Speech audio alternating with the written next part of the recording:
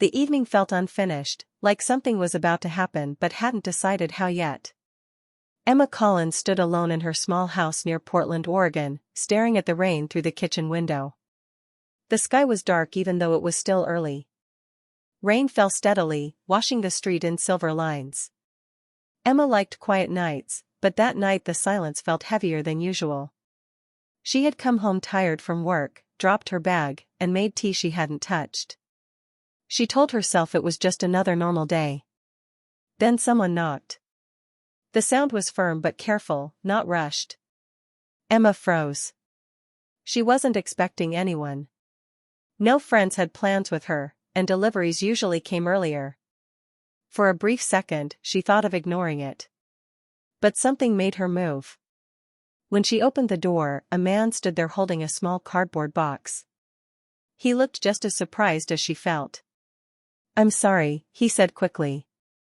"I think this was delivered here by mistake." Emma recognized him right away. Daniel Wright, the neighbor she saw sometimes while taking out trash or checking mail. They had exchanged polite nods but nothing more.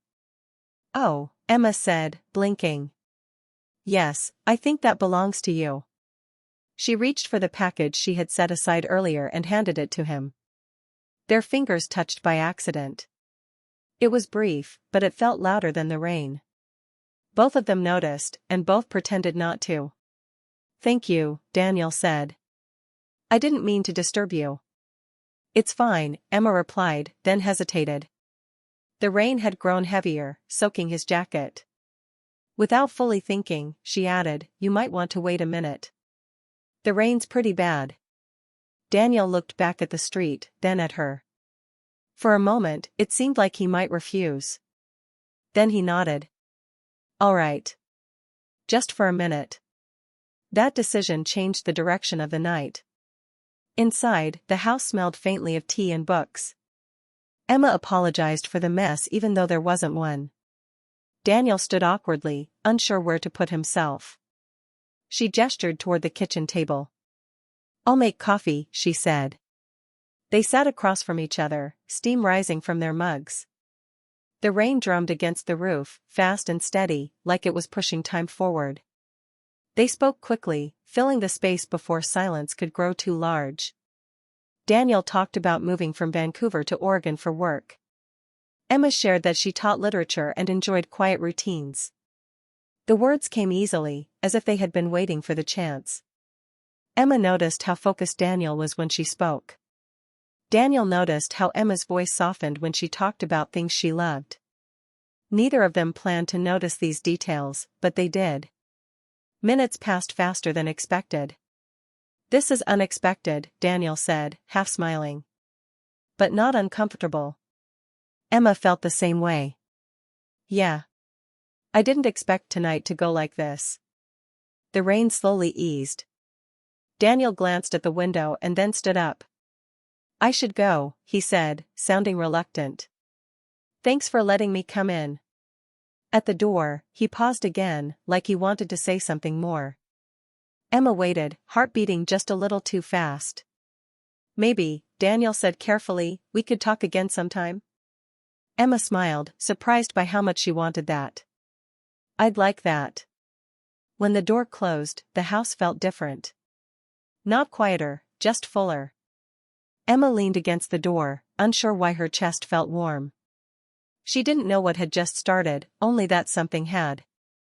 And it all began with a simple knock neither of them expected. The rain had slowed, leaving the streets slick and quiet.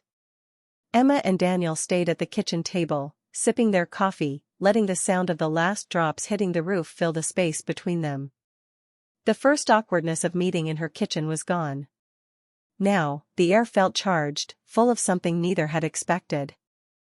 They started talking about ordinary things, work, small frustrations, books they were reading, but quickly realized their conversation was not ordinary. Daniel laughed at a story Emma told about a stubborn student, and Emma noticed how genuine his laugh sounded, not forced. It was easy to talk to him, easier than she had imagined. Daniel asked about her teaching, and she explained how she loved discussing stories with her students, how each discussion revealed something new about the human heart.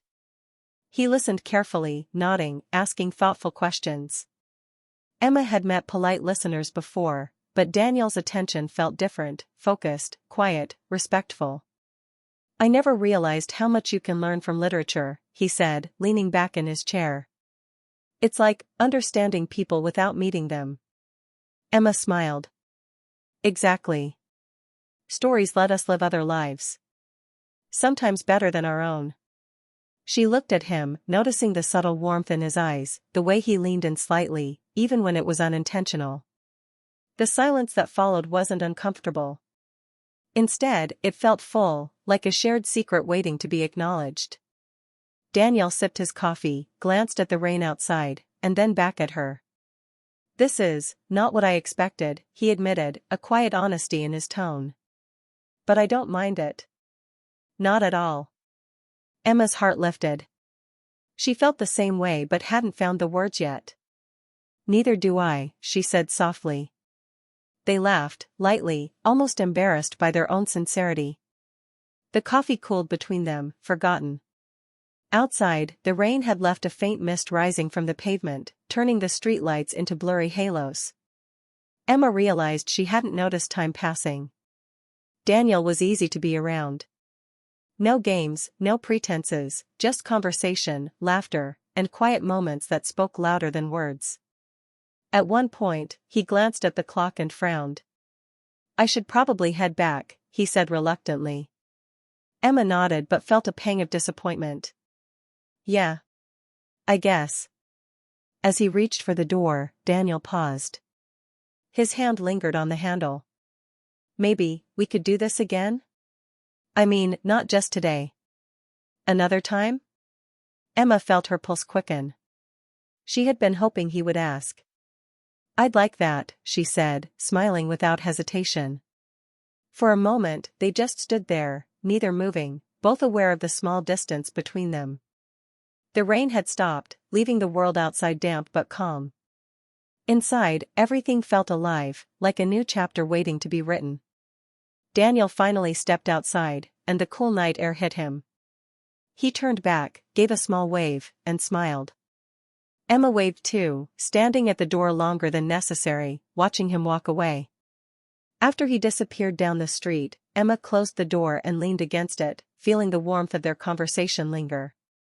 The kitchen felt different now, charged with a quiet anticipation.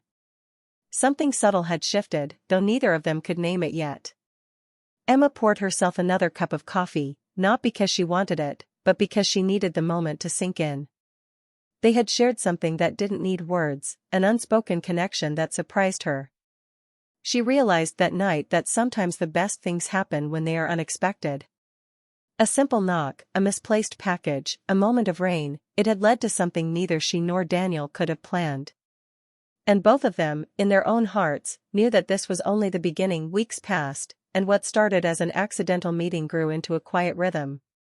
Emma and Daniel found themselves crossing paths more often, purposefully and accidentally alike. Coffee on Sunday mornings became a habit, short walks after work became a norm.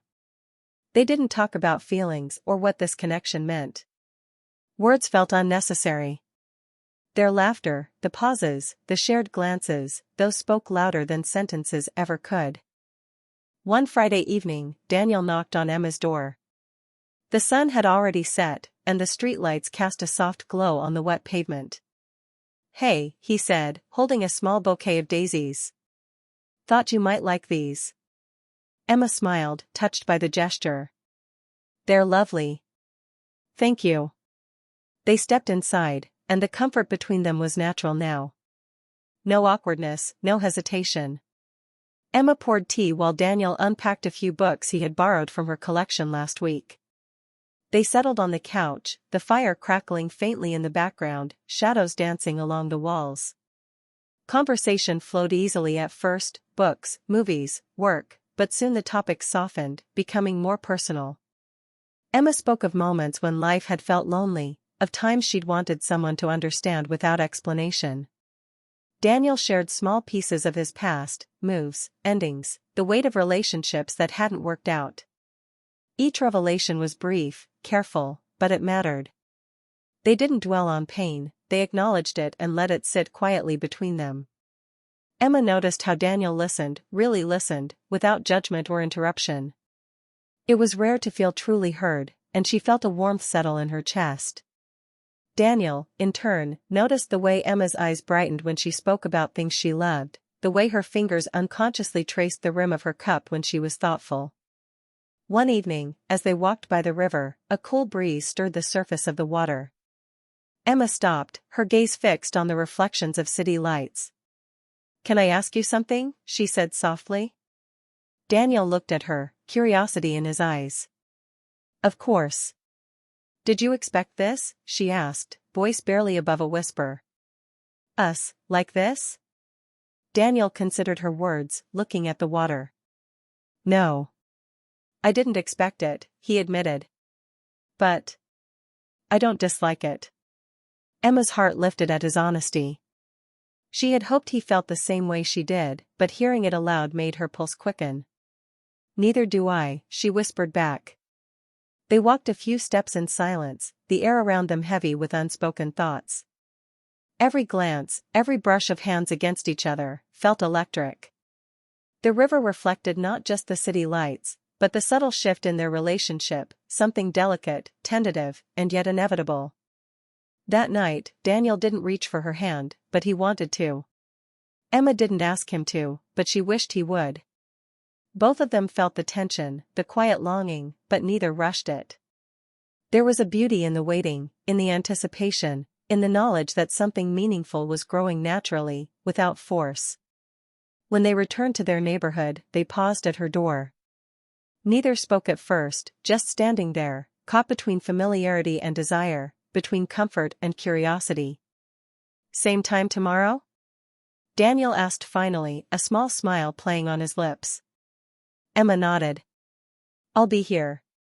As the door closed behind him, Emma leaned against it, her thoughts racing. The surprise wasn't that they were together, it was how unexpectedly deep it had already become. Something had shifted for both of them. And in that shift, a quiet certainty formed, whatever this connection was, it was more than friendship. Something unspoken yet powerful was unfolding, a feeling neither of them fully understood but both wanted to explore. The night ended, but their story was only growing, step by careful step. The weeks of small meetings, quiet walks, and shared coffee had led to this evening. Emma had invited Daniel over for dinner, nothing fancy, just pasta and candles. She wanted it to feel simple, comfortable, but the air hummed with something unspoken. Daniel arrived with a small bottle of wine and a nervous smile. They set the table together, laughing as they tried not to spill sauce or knock over glasses. The kitchen smelled warm, rich with garlic and herbs. Once the food was ready, they sat across from each other, candlelight flickering softly over their faces. The world outside was calm, quiet, as if it knew something important was happening inside.